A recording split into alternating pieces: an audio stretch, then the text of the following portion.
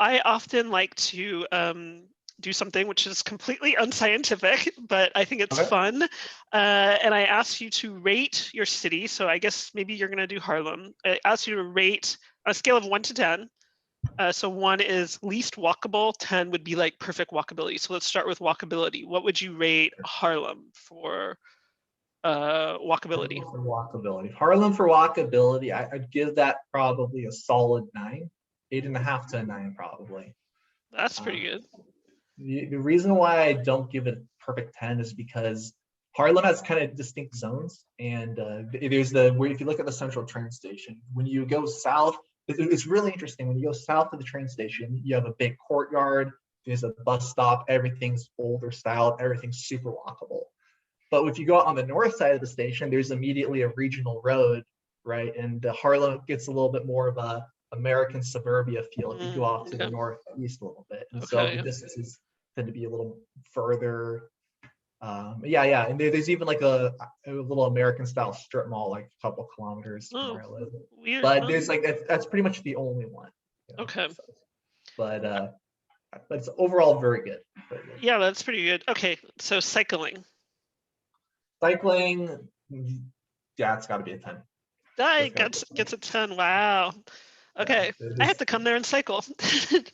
yeah, I know there's I mean, there are always things that can improve. Like there are some areas I don't really like, but just all the attention investment that's been made in it, it's as perfect as I think you're gonna get in the present times.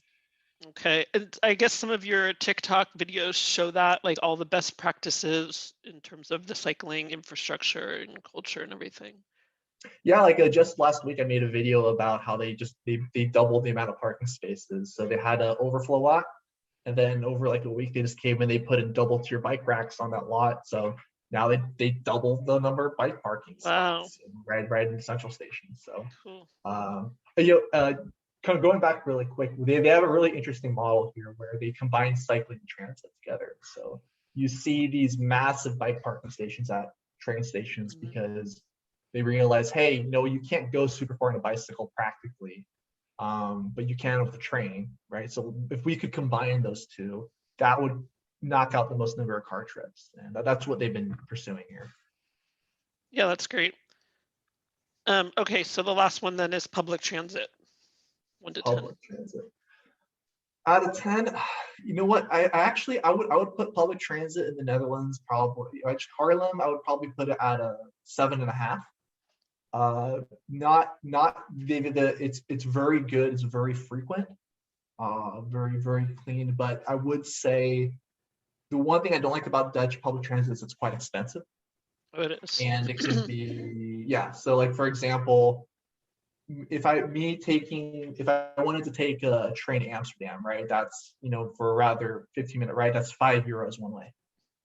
Oh, And well. then if I didn't have a subscriber plan, if I just had to buy it, right? So that's €10. €10, every single day, that's €300, right? And yeah, it can.